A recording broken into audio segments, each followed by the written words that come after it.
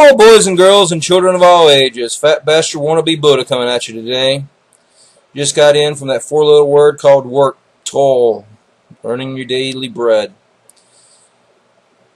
It's Sunday, September 1st. Probably the only atheist you will ever meet that would welcome back the introduction of blue laws. I think it would be a great addition to this society. Remind the human race and the individual American that there's more to life than the continuous consumption and production of meaningless plastic. But that day ain't ever coming. There is no God greater than Mammon, that we're continually reminded every day. Tomorrow is the first Monday of September, which means it's the great opening of Retail Sales Day. That's right, the holiday Grover Cleveland brought to America. Because with the Knights of Columbus and their fear of reminding Americans of the true Labor Day, which is May 1st. There's only two holidays I celebrate. Bastille Day, the 14th of July, and May 1st. Those are the only two holidays I support. Reminds me of an old story by Marx, who throughout his entire life, every 14th day of July, he would always, no matter how poor he was or destitute he became, would always drink a glass of red wine in remembrance of liberty, equality, and fidelity. Dreams of foolishness, as other things have replaced it in modern society. What I was going to do today is discuss Obama's current plan and strategy in Syria. I think it was very interesting and a stroke of genius to kick the can back into the laps of Congress, which basically forces the Democratic Party's hands of supporting a policy in which the majority of its members oppose. And the main reason for this is because you're going to have the right wing going nuts, who are going to be calling for absolute overthrow and removal of Assad, and that he's going to be able to strike the pose of the moderation of throw some Tomahawk missiles over there and everything cool. And he'll be telling them in private you can't openly weaken the presidents going into the debt ceiling fights with O'Bonner, or Boner, or however you want to pronounce the little orange man's name. I think it was a good strategy. Might fare the Obama administration a little bit better than it did the David Cameron administration over in Great Britain, sort of blew up in that gentleman's face.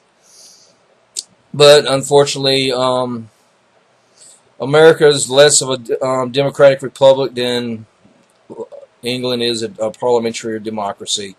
So unfortunately, I believe Obama gets his green light for the Tomahawk strikes, which I wish he wouldn't. I would like to see it go down in flames. But maybe that's a topic for another day when I wish to go into more detail about Syria. I want to talk today about work, or the nature of work in America, and the value of work, and the moral component of work. There was always a moral component to work. There's a great book called The Invention of Capitalism by Michael Perlman. Goes through the history of how the peasants were basically forced off the land in primitive accumulation and forced into the factories and the farms and the mills and the mines. It wasn't a symbiosis, natural arising out of the ashes of feudal society into a transitional period into industrialized capitalism.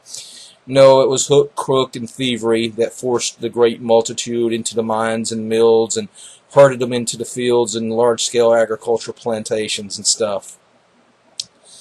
And one of the reasons for this is they were absolutely terrified of the idleness of the peasants, that they would, left to their own devices, the devil's play tools.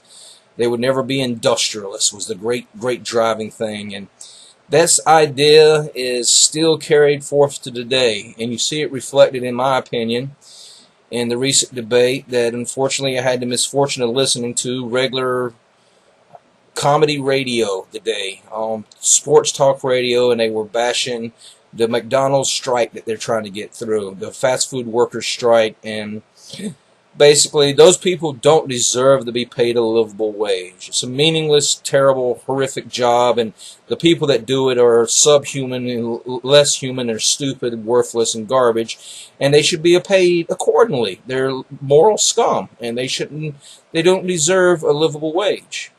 And if you do pay them a livable wage, you're going to pay $1,000 for a McDonald's hamburger. And we can't have that as a society. It's quite interesting the nastiness that you find in the modern vocabulary in regards to what one worker will say against another worker, and the just viciousness about it. And it's done very deliberately. There was 60 years of an organized campaign of indoctrination to get all American people thinking they're part of the middle class. Well, there is no middle class anymore. It's all been done away with. All those great industrial jobs are gone. Modern American capitalism, the Fordian variety, sort of ran to the end of its tether around 68 to 72. That's when it had produced all the little cars and refrigerators and appliances and televisions for all boys and girls in America. But the machine still needed to grow and grow and grow and expand and exploit new markets. But unfortunately, it didn't have anywhere to grow. And the only way they could get it out of it was by a combination of taking it out of what they always did, and that was labor's hide. So, slowly but surely, they started rolling back wages. Some of it was good, in the sense they allowed greater influx of different individuals coming into the workforce, whether they were excluded races in the past, and also women. And that slowly and surely put downward pressure on wages. And then they slowly opened capital markets to other places throughout the world, which allowed them to expand overseas and attract new markets for their products, but also to escape some labor constraints of American society. What happened domestically is the average American worker slowly but surely seen his living standards obliterated. But unfortunately, he didn't notice this at first. And the reason he did not notice this is because you had two family incomes. Mommy and daddy worked now. And they introduced really cheap and easy credit. And they got 20, almost 30 years out of that cheap and easy credit and two family households. We produced at least 3 to 4 bubbles, according to how you count the savings and loan bubbles, the economic debt bubbles, the third world debt bubbles of the 70s, the saving and loan bubbles of the 80s, the dot-com tech bubbles of the 90s, and then finally the housing bubble of the late 2000s. We rode this society produced one bubble after another bubble after another bubble, because by and large the productive sector of the society had been hollowed out and got rid of because it wasn't profitable. It wasn't needed anymore. Productive capitalism only goes so far before it has to switch into a finance, insurance, and real estate, the basic fire economy, the rent seekers. Well, that pretty much blew up. And after a combination in the late 80s, early 90s, where you were able, because of technological advancements, able to outsource almost every single kind of job on the planet and put even more downward pressure on wages, American society was hollowed out. We're no longer an industrial society. That is done away with. We are nothing more than a service sector society.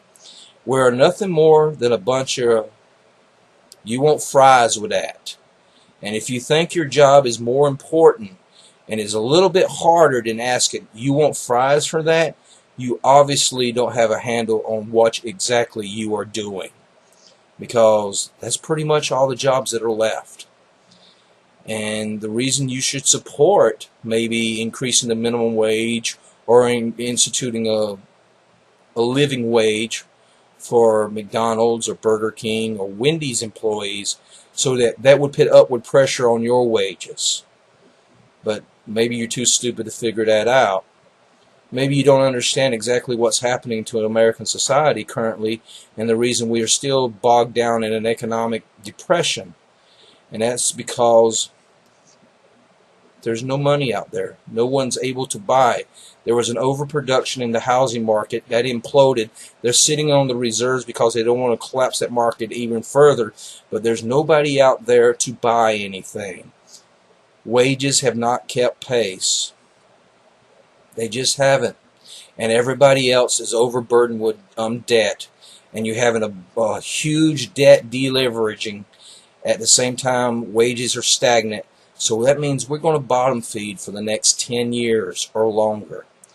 That means you will continually have Johnnies and Mary Lou's and the rest of them living at home into their 30s. Unless we do something about this. But unfortunately, we're unable to do and unwilling to do this because those people are worthless. We can't see our fellow worker as an equal, as a fellow comrade. We see them as a cheapskate.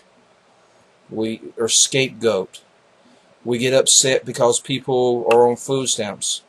The reason Walmart prices are so low is most of their employees are on food stamps and child care and Social Security and a whole bunch of other things.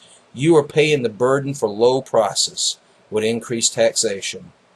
Maybe you should think about your fellow worker tomorrow when you are barbecuing. And that's my thought for the day. Maybe one day we'll start celebrating May 1st and remember the Haymarket riots and the massacre. Thank you very much. Please like, subscribe, favorite, do whatever it is you do on this YouTube thing. Thank you. And happy Retail Sales Day.